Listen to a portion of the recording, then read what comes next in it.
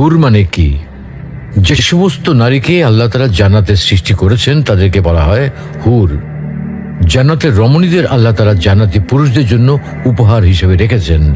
আল্লাহ তাআলা তাদেরকে জান্নাত প্রাপ্ত পুরুষদের সাথে বিয়ে দেবেন, ফলে তারা স্বামী স্ত্রী হিসেবে চিরকালের জন্য জান্নাতে বসবাস করতে থাকবে। মহান আল্লাহ বলেন, كذلك وزوجناهم بحور عين। আর আমি তাদেরকে বড় চোখ বিশিষ্ট হুরদের সাথে বিয়ে দেব। জান্নাতের হুর হবে চিরকুমারী ও সমবয়সের প্রেম সোহাগিনী। জান্নাতের একজন হুর যদি দুনিয়ায় একবার দৃষ্টি দিত, তাহলে আকাশ ও জমিনের মধ্যবর্তী স্থান সুবাসে ভরে যেত। পূর্ব পশ্চিম প্রান্তকে তথা সমগ্র পৃথিবীটাকে সুসজ্জিত করে দিত।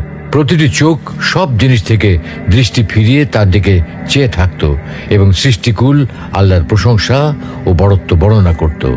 জান্নাতি পুরুষেরা যখনই তাদের দিকে তাকাবে, আনন্দে মন ভরে যাবে। যখন কথা বলবে, ছন্দময় মিষ্টি কথা দ্বারা হৃদয় ভরে দেবে। জান্নাতের রুম সমূহে যখন তারা ঘোরাফেরা করবে, তখন তাদের আলোতে রুমগুলো আলোময় হয়ে যাবে। জান্নাতের অধিবাসী নারী পুরুষগণ হবে একই বয়সের পরিপূর্ণ যুবক যুবতী। জান্নাতের হুর যখন তার স্বামীর চেহারার দিকে তাকাবে, তখন তার হাসিতে জান্নাত আলোময় হয়ে উঠবে। যখন তারা স্বামীর সঙ্গে কথা বলবে, তখন কতই না সুন্দর হবে সেই কথোপকথন।